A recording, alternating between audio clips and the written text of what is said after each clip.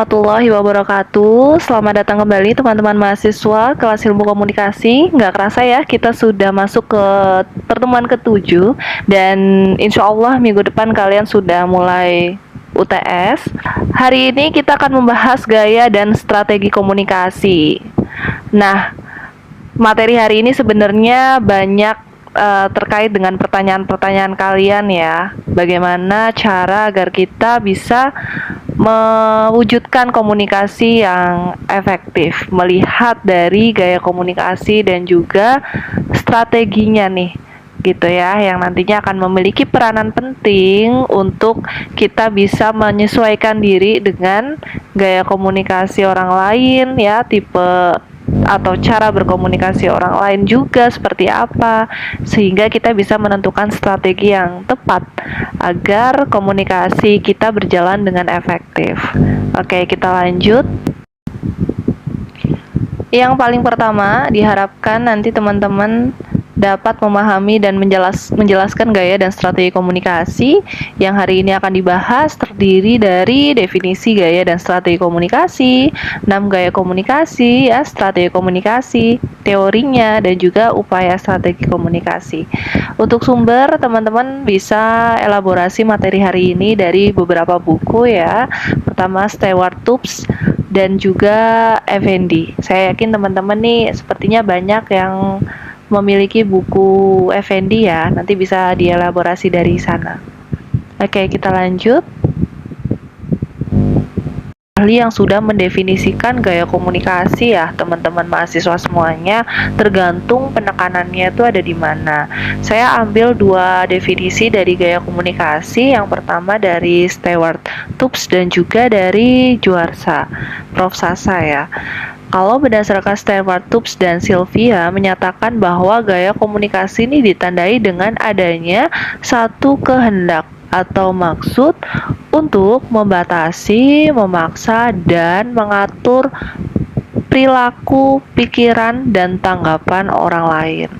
Nah, orang-orang yang menggunakan gaya komunikasi ini dikenal untuk komunikatornya, yaitu dia melakukan komunikasi satu arah, one way communication.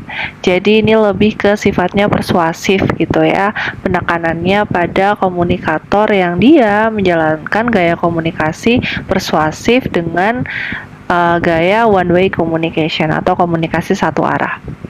Sedangkan gaya komunikasi menurut Sasa Juarsa, Prof. Sasa Juarsa tahun 94 menyatakan bahwa gaya komunikasi adalah seperangkat perilaku antar pribadi ya. Ini antar pribadi yang terspesialisasi dan digunakan dalam suatu sistem tertentu. Gitu, maksudnya adalah masing-masing gaya komunikasi terdiri dari sekumpulan perilaku komunikasi yang dipakai untuk mendapatkan respon atau tanggapan tertentu dalam situasi tertentu pula. Gitu. Jadi kalau misalkan menurut Prof. Sasa Juarsa ini penekanannya adalah gaya komunikasi itu bergantung pada situasinya juga. Pada konteks situasi seperti apa nih kita harus menggunakan gaya komunikasi tertentu. Gitu. Nah, kesesuaian dari satu gaya komunikasi yang digunakan juga bergantung pada maksud ya dari pengirim dan juga harapan ya, makna dari penerima. Seperti itu. Nah, untuk lebih jelasnya kita coba lanjut. 6 gaya komunikasi menurut Stewart Tubbs dan juga Sylvia Moss nih.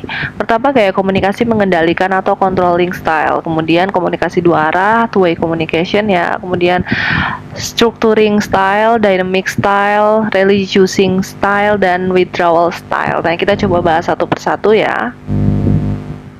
Mengendalikan atau controlling style. Nah, ini lebih ke gaya komunikasi yang ini ya, berdasarkan teorinya Stewart Tubbs.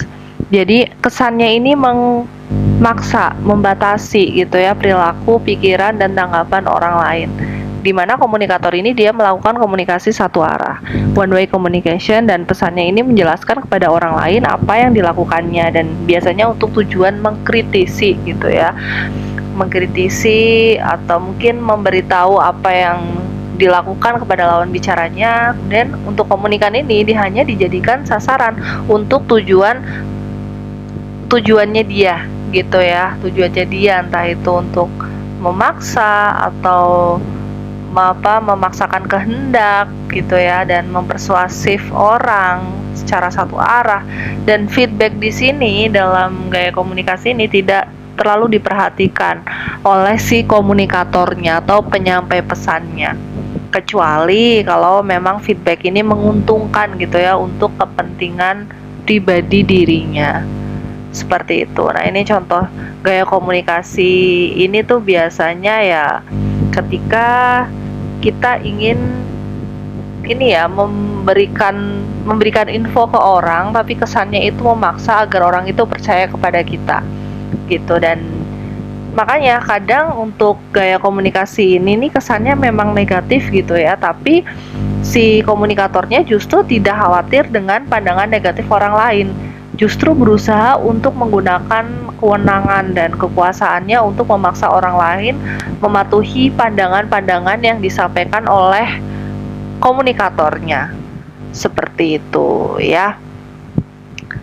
Kemudian selanjutnya adalah komunikasi dua arah. Nah, berbeda dengan controlling style tadi, gaya komunikasi dua arah ini lebih rileks, lebih santai gitu ya, dimana gaya komunikasi ini tindak komunikasi dilakukan secara terbuka, artinya setiap anggota dapat mengungkapkan gagasan atau pendapat dalam suasana yang rileks, santai, dan juga tidak informal sih ya, tidak dalam situasi yang formal seperti itu. Nah,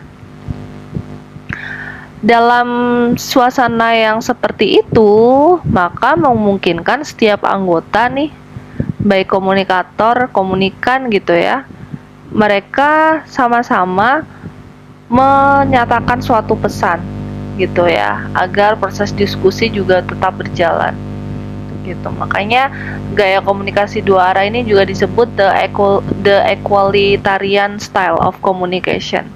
Jadi ini ditandai dengan berlakunya arus penyebaran pesan verbal secara lisan maupun tulisan gitu ya, sifatnya dua arah.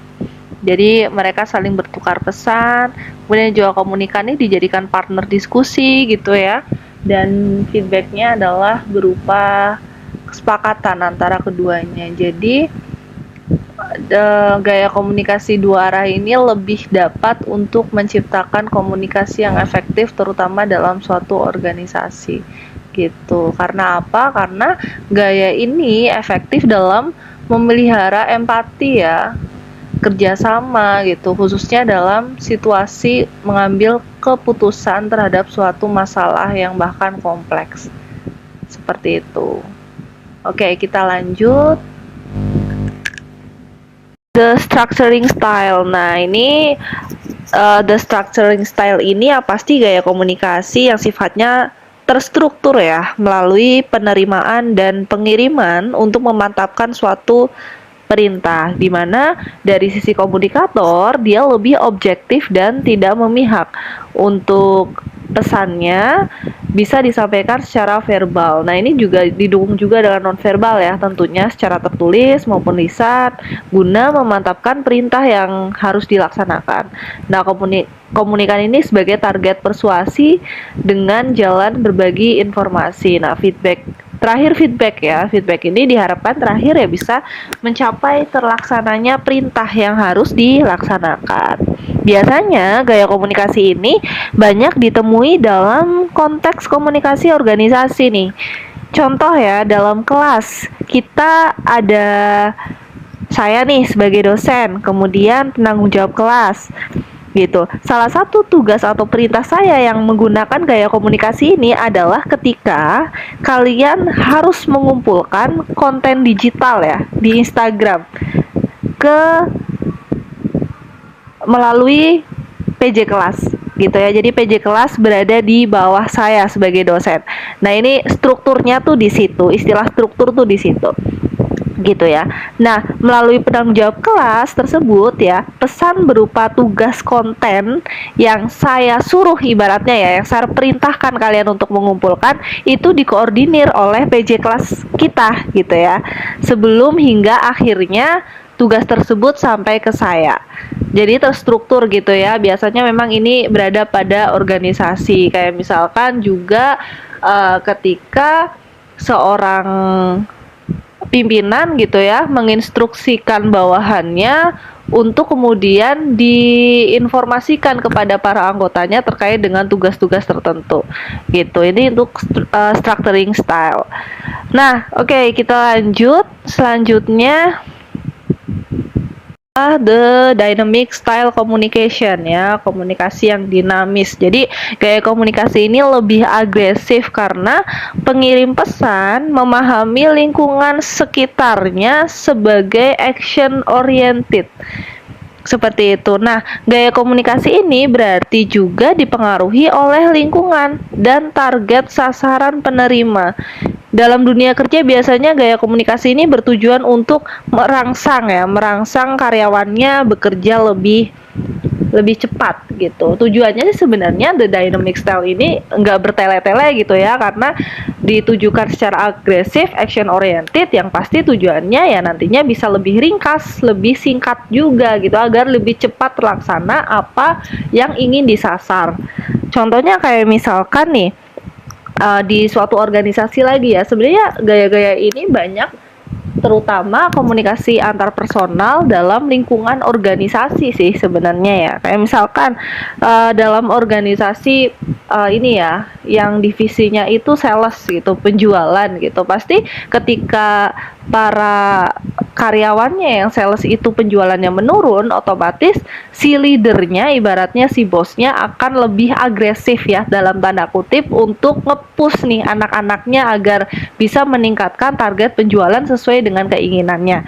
Seperti itu. Kemudian juga tindakan-tindakan saat kampanye juga ya, ini berkaitan dengan bagaimana komunikator melihat lingkungan sekitar target kampanye yang akan mereka lakukan ini nantinya akan mempengaruhi gaya komunikasi dia. Dia harus mengobservasi gitu ya, kira-kira lingkungan sasaran yang akan dia targetkan untuk kampanye nih orang-orangnya seperti apa gitu ya, atau lebih cocok dengan dengan pesan yang seperti apa pengemasannya. Nah, itu contohnya. Jadi lebih action oriented dan juga lebih memperhatikan lingkungan sekitar gitu ya, dan target sasaran penerima. Tujuannya agar lebih ringkas, singkat gitu ya, karena ya tentu gaya komunikasi yang seperti ini dilakukan dalam waktu yang terbatas gitu ya. Jadi memang harus dilakukan secara cepat, tepat. Jadi lebih ke action oriented dan agresif gitu. Oke, kita lanjut. The relinquishing style. Nah, gaya komunikasi ini cenderung unik ya, dan bisa dikatakan jarang nih orang yang melakukan gaya komunikasi ini. Apalagi jika orang tersebut nih sebagai komunikator berada pada posisi tertinggi pada suatu organisasi ya, misal ketika menjadi pemimpin. Kadang jarang yang menggunakan relinquishing style ini. Ya, kita tahu ketika kita mendapatkan posisi yang tertinggi gitu ya, kadang ada orang yang bosi gitu ya, lebih diktator, dan makanya jarang menggunakan gaya komunikasi ini. Karena apa? Gaya komunikasi ini cenderung meminta pendapat atau saran, bahkan solusi, daripada memberikan sekedar perintah gitu ya.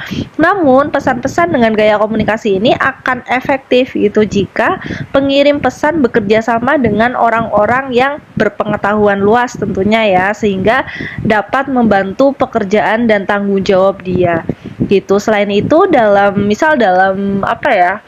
persidangan nih ya, ketika sedang sidang antara hakim, terdakwa, dan para jaksa, pasti hakim akan lebih menanyakan perihal dengan kasus-kasus yang ada pada terdakwa melalui jaksa gitu untuk pertimbangan hukuman yang tepat untuk terdakwa. Nah, ini biasanya menggunakan gaya the relinquishing style yang memang berkaitan dengan peran dan tanggung jawab komunikator gitu. Tapi kalau misalkan dengan kesadaran untuk menggunakan gaya komunikasi ini bisa dikatakan jarang gitu ya, karena dalam the relinquishing style ini orang-orang cenderung lebih banyak meminta gitu pendapat orang lain, gagasan orang lain gitu ya, yang tujuannya sebenarnya bagus gitu, karena untuk memantapkan gitu ya tanggung jawab dan pekerjaan dia, seperti itu. Nah, kemudian kita lanjut withdrawal style.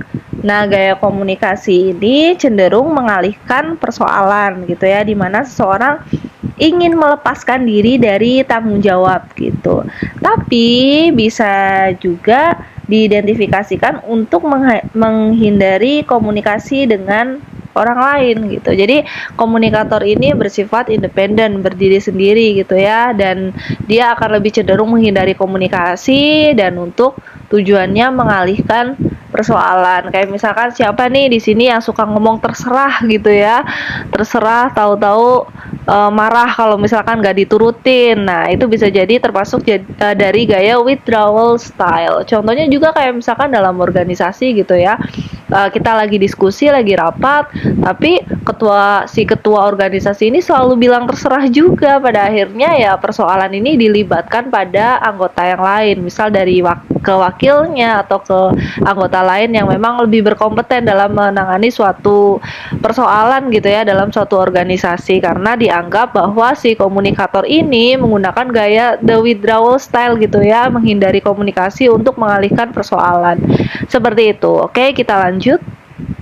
Masuk tipe yang manakah kamu? Jadi yang teman-teman lihat di layar ini adalah model gaya komunikasi. Nah ya, jadi dari beberapa gaya komunikasi menurut TUPS tadi, salah satunya adalah kepribadian seseorang. Ini cenderung berpengaruh juga dalam menentukan gaya komunikasi kita gitu ya. Kalau dilihat dari sudut pandang personalnya nih, terutama saat melakukan komunikasi interpersonal gitu ya, ada beberapa gitu. Nah, penting untuk kita kenapa belajar dan mengetahui model gaya komunikasi, terutama model gaya komunikasi pada orang lain. Ini adalah nantinya ujung tombaknya ya, kita bisa menyesuaikan diri dengan cara mereka berkomunikasi, dengan gaya personal mereka gitu ya. Berbeda-beda gitu ya. Kita tidak bisa menyamakan dan memaksa orang lain tentu untuk sama dengan kita gitu ya. Tergantung kebutuhannya untuk apa. Kadang kalau misalkan kita memang membutuhkan dia, ya mau nggak mau kita harus menyesuaikan dengan model gaya komunikasi dia gitu ya. Nah, seperti yang teman-teman dilihat di layar ini ya, ada beberapa model gaya komunikasi terbagi menjadi 4, di mana sumbu X dan sumbu Y ini menjadi tolak ukur ya model gaya komunikasi di sini gitu, di mana sumbu X yaitu sumbu yang horizontal ya, yaitu semakin dia ke arah kiri maka dia semakin dominan. Kalau ke arah kanan ya sebaliknya, semakin kurang dominan. Ini ke arah kiri sesuai dengan gambar dan ke arah kanan sesuai dengan gambar ya. Seperti itu. Nah, sebaliknya pada sumbu Y nih semakin ke atas maka semakin tinggi sosiobilitasnya gitu, atau mudah bergaul lah. Kalau semakin ke bawah semakin low, semakin kurang bergaul. Nah, coba kita kupas satu persatu ya. Pertama, tipe kuasa nih ya, director. Tipe kuasa atau dominans nih, sangat tinggi dominansinya, tapi dia tidak mudah bergaul gitu ya. Orang-orang seperti ini cenderung ingin memperlihatkan kekuasaannya. Biasanya orientasinya ya pada hasil gitu ya, kemudian straight to the point ketika ngomong. Kemudian juga dia kompetitif, suka bersaing. Nah, makanya model gaya komunikasi ini cocok untuk para pemimpin nih gitu. Kemudian yang kedua, tipe ini ya, gaul atau influence. Nah, ini tipe orang yang sangat dominan juga gitu, tapi suka bergaul gitu, antusias untuk diajak ngobrol, ramah, friendly, dan optimis juga. Nah, biasanya tipe-tipe ini yang senang gitu ya tampil di depan publik, kayak misalkan selebritis, public figure, terus juga influencer di sosial media gitu ya, selebgram. Nah, ini biasanya tipe-tipe orang dengan model gaya komunikasi, gaul atau influence ini gitu. Nah kemudian steadiness. Nah ini steadiness ini orang-orang yang cenderung harmoni tipe orangnya gitu ya, tulus, tidak suka konflik, sabar, mengikuti kemauan mayoritas. Nah mudah berteman juga, friendly gitu ya, suka bergaul tapi nggak suka menunjukkan tampil gitu. Jadi dominansinya rendah. Kadang orang yang harmoni atau steadiness ini lebih banyak disukain orang gitu ya, karena mereka cenderung tulus gitu ya, tidak ada maksud untuk apapun. Kadang ada orang yang memang mereka melakukan sesuatu demi konten gitu ya, demi konten. Tapi kalau orang steadiness ini cenderung dia berada di belakang layar gitu, tidak suka tampil dan tidak sepede model gaya komunikasi pada orang-orang yang influence atau gaul. Kemudian memikir atau compliance ya. Compliance ini nggak suka bergaul dan nggak dominan, orang yang sangat soliter gitu ya. Soliter itu ya suka menyendiri lah gitu, orangnya juga perfeksionis.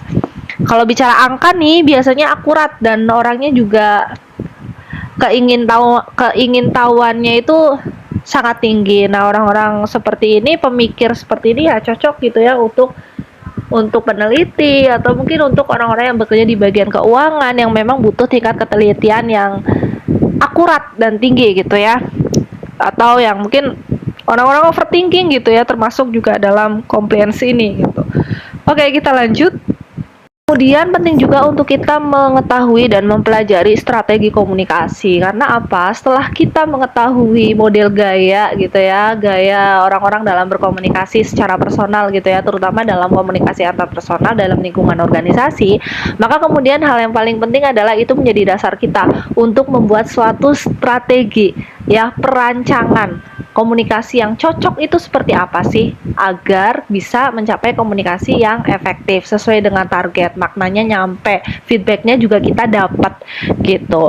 Nah pertama kita cari tahu dulu strategi komunikasi. Jadi kalau berdasarkan Effendi nih ya teman-teman, saya yakin banyak bukunya Effendi ya, yang maksudnya banyak teman-teman yang menggunakan buku dari Effendi.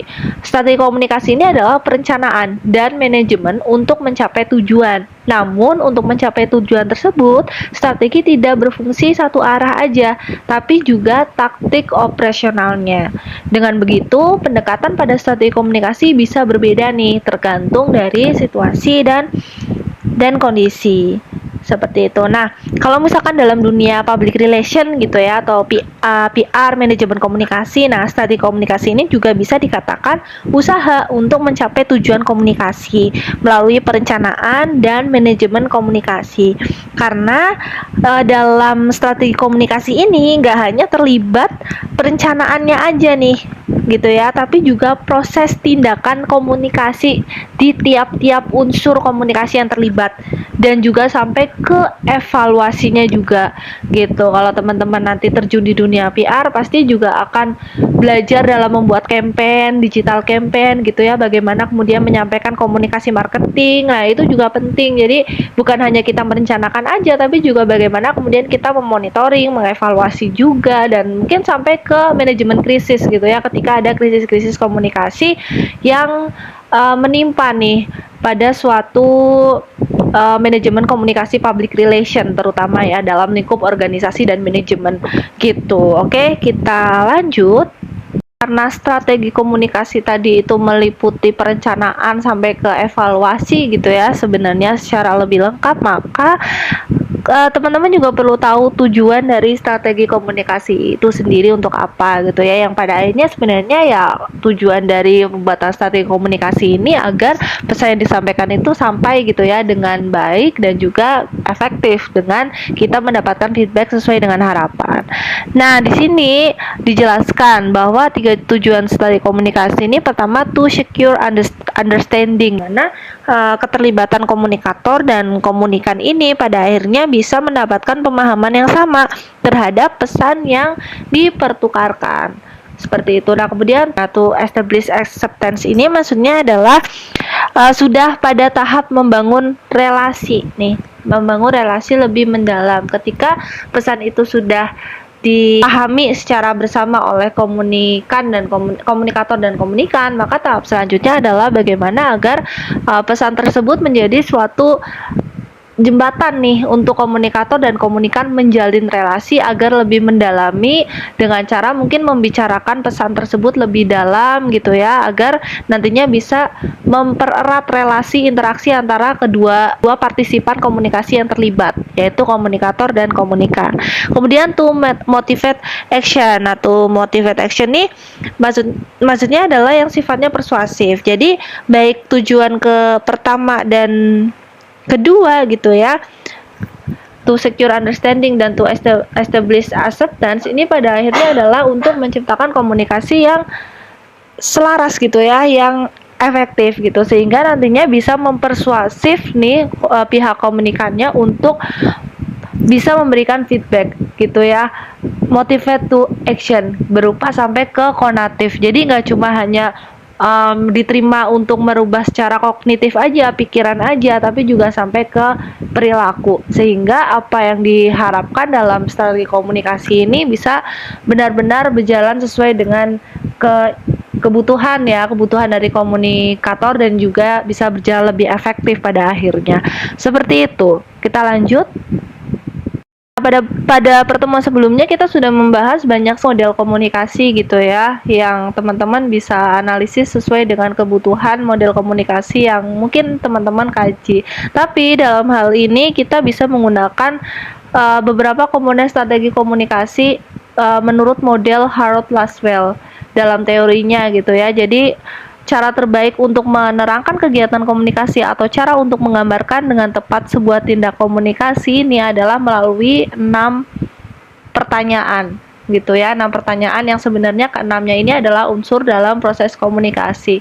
Ini adalah merupakan salah satu ya model komunikasi yang cukup efektif, terutama dalam menerangkan komunikasi antar personal gitu ya, karena memang orientasinya adalah di sini bisa dilakukan untuk tujuan mempersuasif orang gitu ya, karena Harold Laswell itu memang kajian penelitiannya kan komunikasi politik ya, banyak kait dengan campaign gitu ya, campaign dan juga komunikasi publik. Nah, ini juga bisa digunakan sebenarnya ketika kita ingin mempersuasif orang gitu ya, terutama agar bisa melakukan apa yang ingin kita sampaikan melalui pesan dalam suatu proses komunikasi. Nah, teman-teman sudah cukup paham lah ya dengan istilah-istilah who say what, in what channel, to whom, with the effect, with what feedback gitu. Nah, mungkin saya akan menjelaskan dari bagaimana kemudian pengelolaan ke-6 komponen ini, yaitu misalkan dari verification research atau penelitian verifikasi. Ini bisa dilakukan untuk kita mengetahui siapa dan pesan apa yang ingin disampaikan gitu. Contohnya kayak misalkan nih teman-teman akan melakukan interview kerja nih nanti setelah lulus ya. Nah, pasti teman-teman akan cari tahu dulu siapa interviewer kalian, kemudian juga akan ditanya apa, kalian akan lebih mengobservasi melalui searching gitu ya di Google atau di YouTube bagaimana melakukan interview yang baik dan benar. Kalian juga mempersiapkan jawaban. Nah, itu adalah bentuk-bentuk verification research gitu. Kayak misalkan kalian sebelum sebelum masuk kelas gitu ya, awal semester gitu, kalian pasti akan melakukan verification research terhadap dosen kalian. Mungkin beberapa dari kalian ada yang melakukan itu. Siapa dosen kalian, materi yang akan disampaikan, kalian menyiapkan materi dengan baik, bahkan menyiapkan prediksi-prediksi pertanyaan yang akan ditanyakan dan jawabannya juga. Nah, itu merupakan verification research untuk mencari tahu siapa dan pesan apa nih yang akan disampaikan. Nah, ini berlaku juga dalam komunikasi interpersonal dalam kehidupan sehari-hari kalian. Ketika kalian ingin menyampaikan berita yang sedih, berita yang gembira, nah itu pasti kalian akan mencari tahu dulu gitu ya, siapa orang yang akan kalian ajak bicara, dan juga bagaimana pengemasan pesan agar bisa tersampaikan dengan baik sesuai dengan maksud dan tujuan kalian gitu, tanpa menyakiti hati orang lain kan, seperti itu. Kemudian work analysis. Nah, ini terkait dengan media. Kadang ada beberapa pesan yang nggak membutuhkan media gitu ya, bisa dilakukan secara langsung person to person, tapi ada juga yang bisa menggunakan media. Nah, ini terutama dipengaruhi nih oleh media teknologi zaman sekarang ya, kadang media sosial ini melalui konten ini lebih dinilai efektif itu untuk menyampaikan pesan, terutama untuk generasi milenial. Nah, Tuhum ini ya komunikan ini bukan sembarang komunikan gitu ya, karena orang yang kita sasar. Nah, ini perlu kita juga cari tahu siapa yang akan kita ajak bicara. Nah, untuk tuhum ini atau pihak komunikan yang kita sasar ini bisa dilihat dari berbagai faktor. Pertama kayak misalkan demografis ya, usia, jenis kelamin. Tentu teman-teman akan berbeda treatment ketika menyampaikan pesan ke laki-laki dan juga ke perempuan, apalagi usia gitu ya. Secara usia kita di Indonesia terutama ya, itu mempercayai bahwa kita harus menghormati yang tua gitu ya, yang senior gitu dibandingkan yang junior gitu. Bagaimana cara pengemasan pesannya kepada komunikan yang berusia lebih lanjut dengan yang lebih muda pasti juga akan berbeda gitu. Terus juga psikogeografis. Nah, ini terkait dengan sifat-sifat psikologis orang gitu ya, selera busana, hobi dan sebagainya. Itu juga bisa kita sesuaikan. Dan juga kondisi geografis nih, tempat tinggalnya gitu ya, di pedesaan, perkotaan kah gitu ya, dan juga media baru gitu, media sosial itu juga menjadi pengaruh penting gitu ya untuk kita pertimbangkan terkait dengan komunikan yang akan kita sasar dalam strategi komunikasi ini. Nah, kemudian yang terakhir adalah call to action. Nah, ini ujung tombak dari strategi komunikasi yang tentunya harapannya adalah kita mendapatkan suatu feedback yang baik gitu ya, sesuai dengan apa yang kita butuhkan. Nah, with what effect ini terkait dengan efek yang kita harapkan, apakah kemudian bersifat positifkah atau negatifkah gitu ya, pesan yang kita sampai itu dinilai negatif atau positif oleh komunikan kita gitu, sehingga nantinya bisa menjadi pemicu feedback gitu. Kalau misalkan pesan kita diterima negatif ya pasti feedbacknya itu akan negatif gitu ya, cenderung ke arah negatif. Tapi kalau misalkan pesan yang diterima ini sesuai dengan apa yang kita harapkan, maknanya sama, ya pasti feedbacknya juga akan cenderung ke arah positif gitu. Nah, feedback ini juga feedback ini juga kembali ke kita, itu apakah kemudian sampai kepada level kognitif aja, pikiran aja, atau mungkin perasaan, atau sampai pada ke konatif nih, ke perilaku. Nah, yang paling bagus adalah ketika sampai ke perilaku, berarti kita berhasil untuk mempersuasif orang gitu ya, ketika kita melakukan suatu kegiatan komunikasi tertentu. Nah, paling enggak feedback ini bisa diindra oleh komunikator gitu ya, bisa dilihat apakah mereka senang, tersenyum, atau mungkin mereka mengerutkan wajah. Itu adalah sesuatu hal feedback juga yang bisa dilihat oleh komunikator dan bisa diprediksi, oh dia dengan dia tersenyum dia suka nih gitu ya, secara perasaan dia bisa suka, tapi belum sampai ke level konatif gitu ya, karena dia tidak bisa mengungkapkan rasa suka itu dalam bentuk verbal atau mungkin ya dalam bentuk lain lah, non verbal juga, ke komunikator yang sebelumnya diajak diajak interaksi gitu dengan si komunikannya ini. Kurang lebih seperti itu. Oke, kita lanjut. Upaya strategi komunikasi antar budaya. Kita tidak terlepas dalam masyarakat multikultur ya. Kita tinggal di Indonesia dengan banyak sekali budaya, kebiasaan, nilai budaya, kepercayaan gitu ya, yang kemudian membuat kita shock gitu secara budaya gitu, atau istilahnya culture shock gitu ya. Sehingga ini juga perlu strategi komunikasi yang tepat nih, agar kita bisa kemudian menyesuaikan diri dengan orang-orang yang berbeda budaya dengan kita gitu. Nah, teorinya ini sebenarnya ada ya, akomodatif teori dan juga uncertainty management teori gitu, dimana untuk tiap strateginya dari kita terutama ya yang ingin mengadakan penyesuaian diri dan untuk mengurangi tingkat anxiety itu berada gitu. Pertama adalah communication accommodation theory. Nah, ini terkait dengan teori penyesuaian diri gitu ya, dimana strateginya untuk terdiri dari konvergen, divergen, dan over akomodasi. Strategi secara konvergen ini mencari persamaan budaya gitu ya. Kita cenderung untuk mencari persamaan budaya, bisa dari hobi. Mungkin kita secara etnis berbeda, tapi bisa jadi kita secara hobi sama-sama nonton film drakor gitu ya. Itu menjadi suatu perantara untuk kemudian mensinergikan gitu ya budaya kita melalui hobi kita yang sama, yaitu menonton drakor. Kemudian divergen, nah ini mempertajam perbedaan budaya gitu ya. Nah kemudian overakomodasi, ini reaksi berlebihan dalam berkomunikasi seperti itu. Jadi kita cenderung melakukan interaksi secara over gitu ya dengan lawan bicara kita yang berbeda budaya, untuk sebenarnya tujuannya adalah mensinergikan kedua kebudayaan kita yang berbeda. Kemudian kalau misalkan anxiety uncertainty management ini terkait dengan manajemen anxiety gitu ya.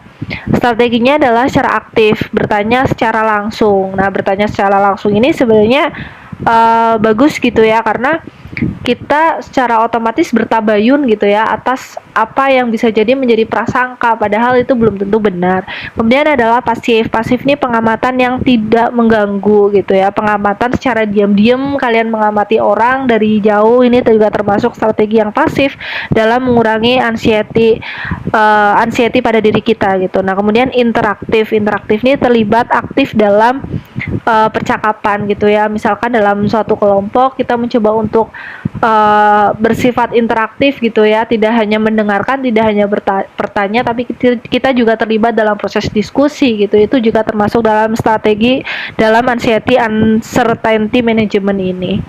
Oke, kita lanjut.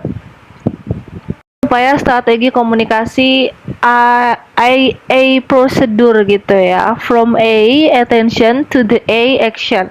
Pada umumnya digunakan dalam strategi komunikasi pemasaran nih, dengan melibatkan 5 langkah AIDA. Ini dalam manajemen komunikasi pemasaran, public relation. Strategi komunikasi ini juga menjadi salah satu strategi teori lah ya, teori yang banyak digunakan. Prinsip AIDA gitu. Pertama, attention. Dimulainya komunikasi dengan membangkitkan perhatian akan menjadi suksesnya komunikasi. Ini istilahnya bridging gitu ya. Ketika kita saya ambil contoh ketika kita akan membuat suatu campaign, digital campaign, produk, launching produk gitu ya, online shop aja, kita akan menggunakan perhatian, kita akan menarik perhatian followers kita gitu ya, terkait dengan launching produk yang akan kita lakukan gitu. Dia bisa dilakukan salah satunya dengan bridging gitu ya, atau teaser, membuat orang penasaran gitu. Kemudian interest. Nah, ini upaya menumbuhkan minat yang merupakan tingkatan lebih tinggi dari perhatian gitu. Ketika orang-orang indikatornya ketika di sosial media gitu ya, ketika orang-orang sudah mulai komentar atau mungkin sudah mulai repost dari teaser konten yang kita buat di sosial media, udah mulai suka gitu ya, like, komen gitu, itu adalah mereka sudah muncul ketertarikan nih. Nah, ketertarikan ini kemudian yang seharusnya diolah lebih lanjut agar bisa menumbuhkan hasrat gitu ya, hasrat untuk lebih ingin tahu, at least lebih ingin tahu produk yang akan kita launching. Nah, kemudian ketika sudah ada hasrat gitu ya, mungkin ini bisa tolak ukurnya ketika followers kita ada yang ngechat admin kita gitu ya, terkait dengan menanyakan produk apa sih yang akan di launching. Nah, ini kemudian bisa menjadi peluang untuk diolah kembali agar sampai ke tahap decision ya, keputusan, dan juga sampai ke action gitu. Dimana pada tahap decision action ini seorang komunikator harus pandai membawa hasrat tersebut menjadi suatu keputusan komunikan untuk melakukan suatu kegiatan yang diharapkan komunikator. Misalnya harapannya ya nanti setelah launching produk dia tertarik dan beli.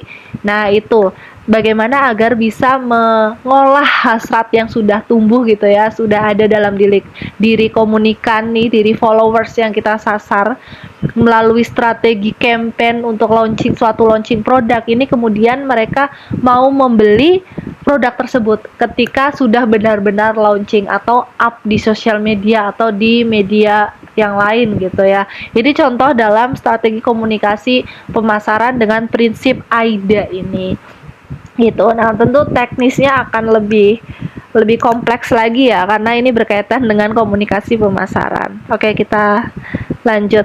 Oke, Saya rasa sudah cukup untuk materi kita hari ini terkait dengan gaya dan strategi komunikasi. Nah, barangkali teman-teman mahasiswa punya referensi lain terkait dengan gaya komunikasi, apalagi yang interpersonal gitu ya, interpersonal dalam komunikasi organisasi. Nah, itu teman-teman bisa sharing gitu ya di kolom komentar gitu, karena ya bisa menjadi salah satu tambahan referensi juga gitu ya untuk kita, karena beda ahli nih bisa beda strategi komunikasi dan gaya komunikasi, tapi pada intinya adalah sama gitu ya, bagaimana agar kita bisa memahami gaya komunikasi orang, agar kita bisa menyesuaikan. Nah, dari situ kita bisa menyusun strategi komunikasi yang tepat agar pesan yang disampaikan ini benar-benar bisa dimaknai sama oleh komunikator dan komunikan, dan bisa meningkatkan relasi hubungan antar keduanya sehingga bisa menciptakan komunikasi efektif yang diharapkan melalui strategi-strategi komunikasi